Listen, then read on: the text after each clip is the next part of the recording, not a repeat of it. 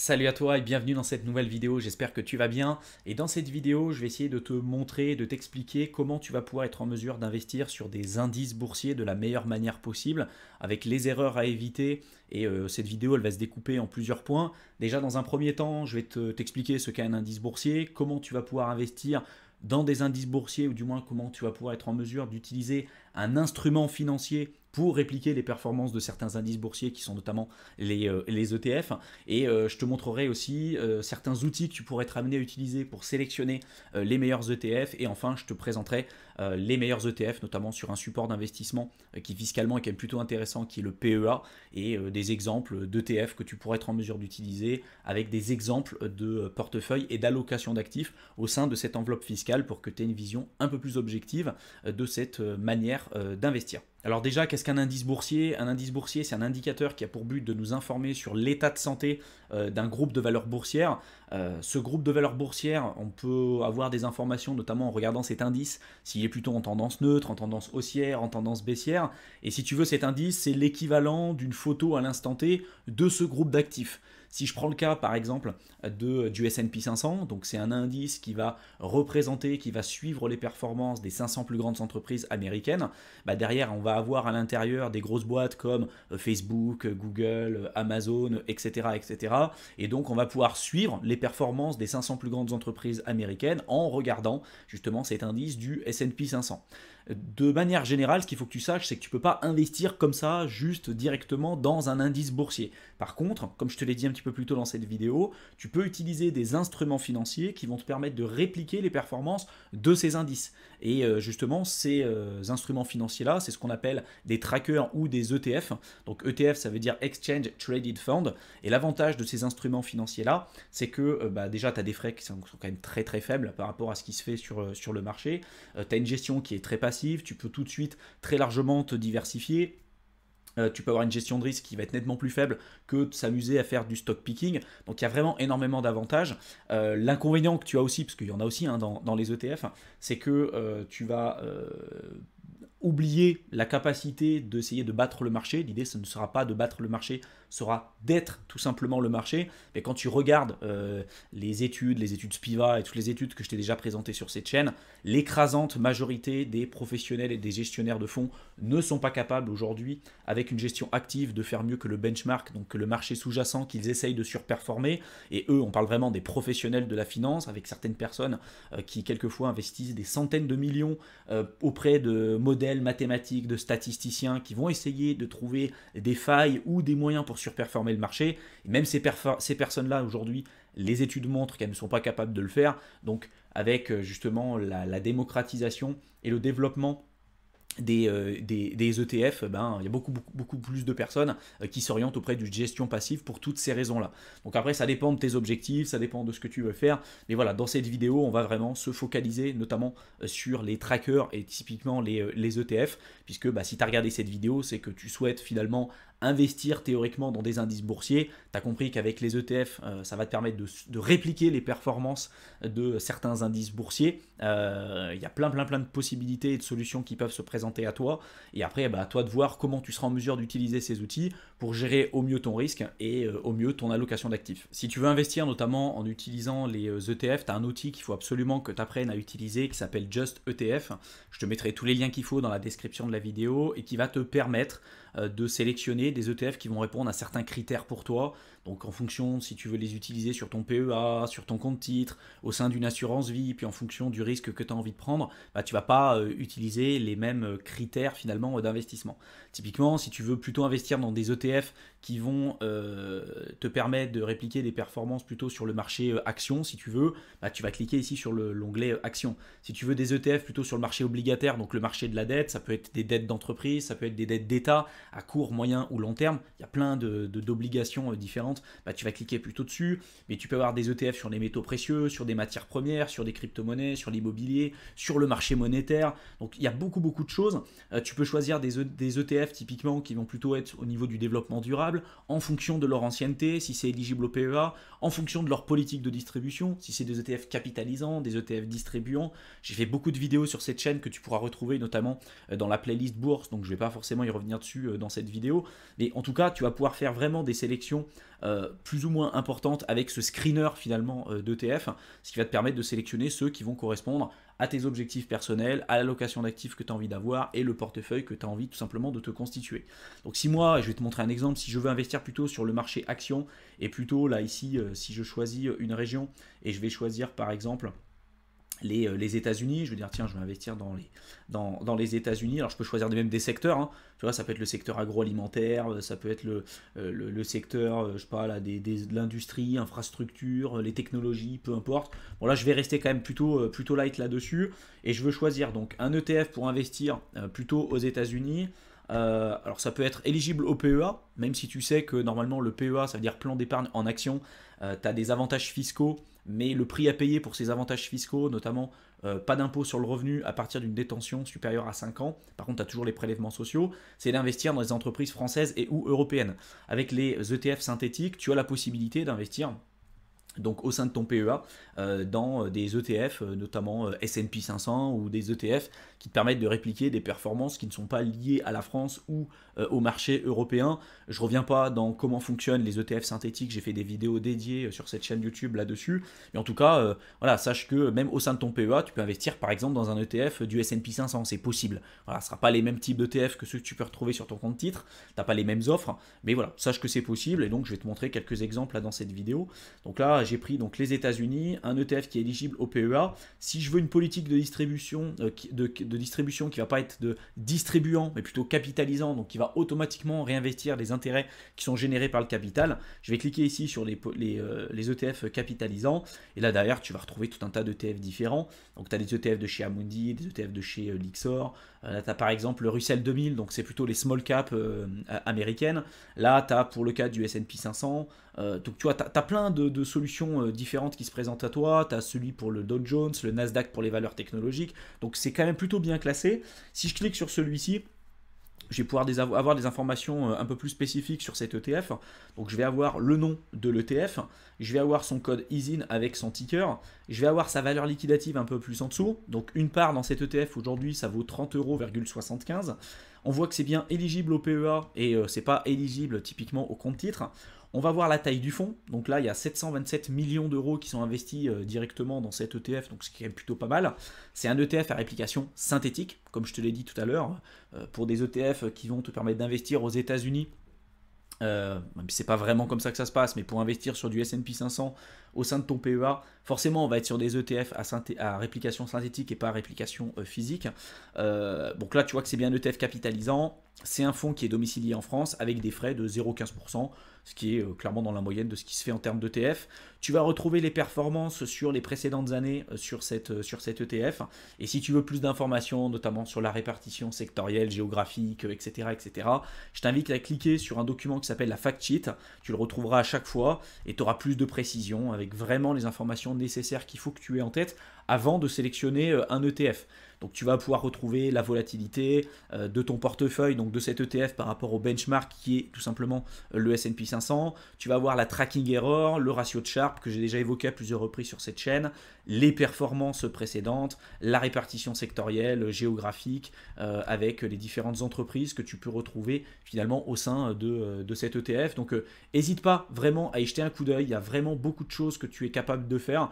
Je vais te montrer là dans la suite de cette vidéo une présélection des meilleurs ETF sur PEA pour te faire gagner un maximum de temps et une idée d'allocation de portefeuille que tu pourrais potentiellement être amené à faire pour avoir une diversification qui soit la plus importante possible, en prenant en compte que ça reste des exemples et qu'après tu peux, une fois que tu as compris comment fonctionner ces outils, tu pourras être en mesure de les utiliser de la meilleure manière possible pour ton profil d'investisseur, pour tes objectifs personnels et puis par rapport aussi à ton profil de risque à proprement parler. Donc là, je t'ai fait une présélection des ETF, des meilleurs ETF sur PEA.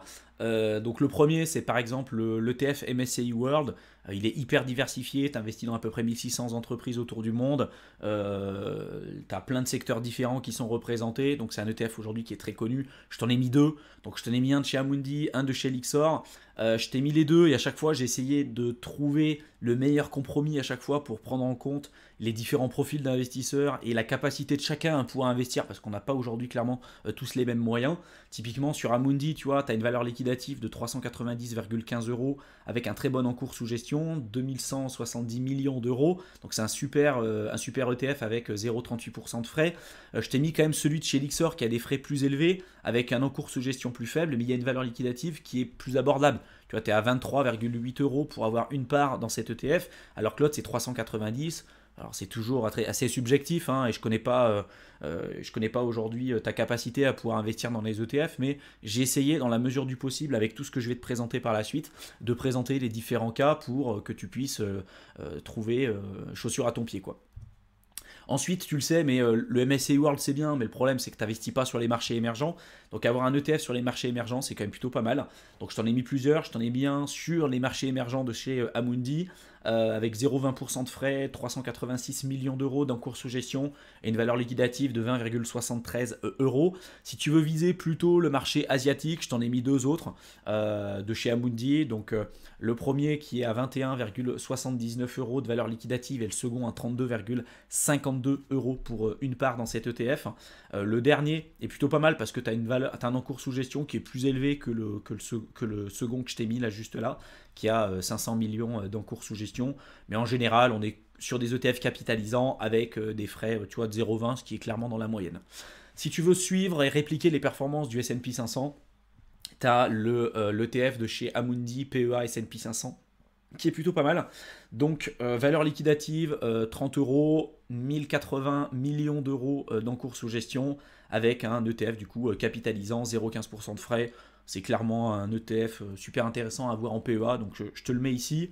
Tu as un ETF aussi Europe, donc je t'en ai mis deux, un de chez Amundi, un de chez BNP Paribas. Donc celui de chez Amundi, valeur liquidative de 24,56 € contre 13,05 pour celui de BNP Paribas. L'avantage de celui de chez Amundi, c'est que tu vas avoir des frais donc de 0,15% avec un encours sous gestion de 303,94 millions d'euros.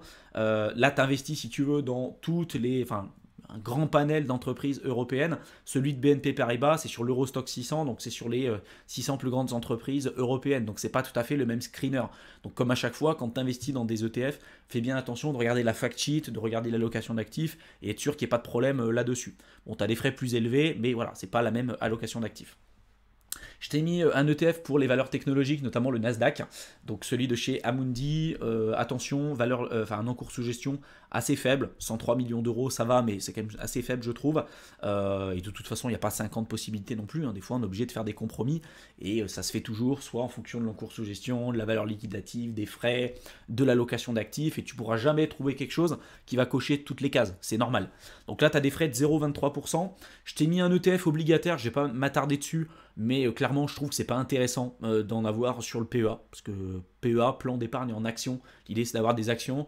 Avoir des obligations sur ton PEA, vu le prix des obligations aujourd'hui, je pense que je ferai une vidéo plus tard pour parler un petit peu de la corrélation qu'on a entre les obligations, les taux bas. Est-ce que c'est intéressant d'avoir des obligations aujourd'hui en portefeuille, ou s'il y en a mieux qu'on te fait aujourd'hui d'avoir peut-être d'autres choses en portefeuille que les obligations. Bon bref, je ne vais pas l'expliquer dans cette vidéo. Je sais que ça m'avait été demandé de présenter un ETF obligataire sur le PEA.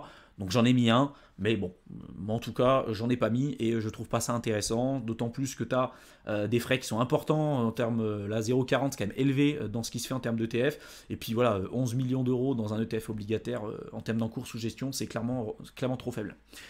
Pour le CAC 40, là je t'en ai mis un de chez Amundi avec 0,25% de frais et puis un encours sous gestion de presque 900 millions d'euros, donc plutôt pas mal. Je t'ai mis un ETF États-Unis, donc celui de chez Amundi. Attention, la valeur liquidative, elle est importante, donc 473 € pour avoir une part dans cet ETF, avec des frais de 0,28% et un encours sous gestion de 784,89 millions d'euros. Je sais que ça peut être important pour beaucoup de personnes d'avoir, ça peut être beaucoup d'argent, hein, 473 € pour pas mal de personnes. Donc j'ai décidé de mettre un autre ETF de chez BNP Paribas. Attention, je t'ai mis ETF États-Unis, mais là c'est dans le S&P 500 pour celui de BNP Paribas, donc c'est pas tout à fait le même ETF. Là, tu vas investir dans tout un tas de boîtes aux États-Unis et pas que celles liées au S&P 500. Là, c'est le S&P 500 à proprement parler. Donc tu as 18 euros de valeur liquidative, 1555 millions d'euros d'encours sous gestion et puis 0,15% de frais, ce qui est quand même plutôt intéressant. Je t'ai mis des ETF immobiliers parce que je sais qu'il y en a pas mal d'entre vous qui sont intéressés justement par ça.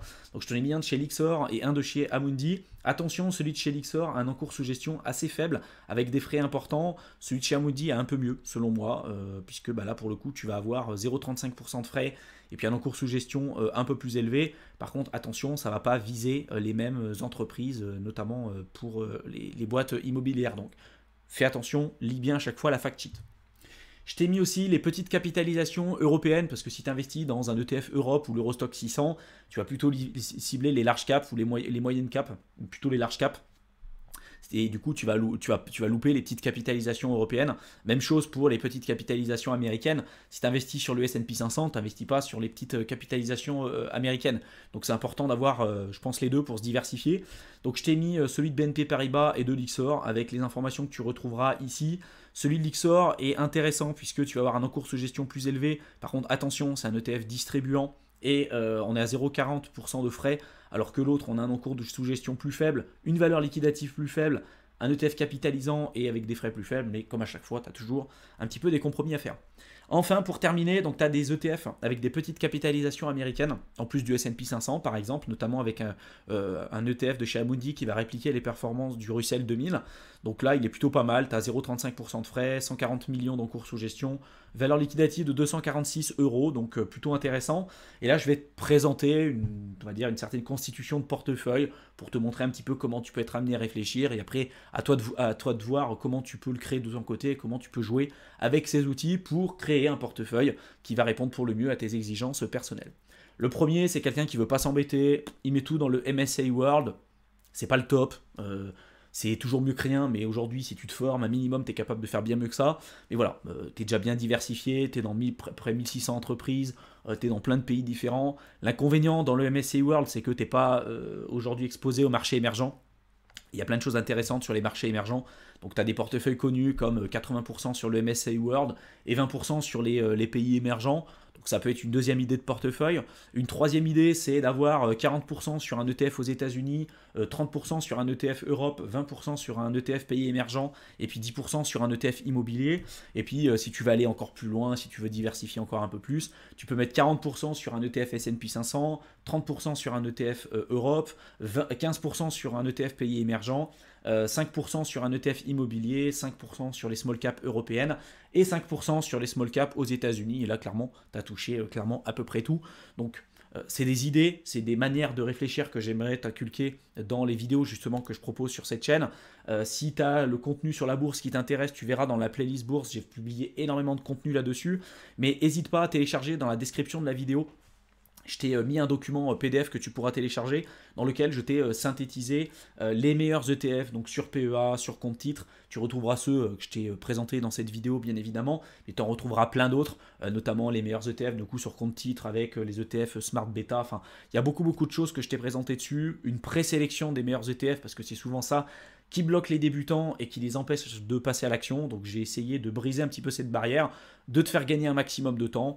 C'est offert, c'est cadeau, profites-en. Le lien c'est dans la description de la vidéo. Je te souhaite une excellente fin de soirée et je te retrouve prochainement sur YouTube. Allez, à bientôt.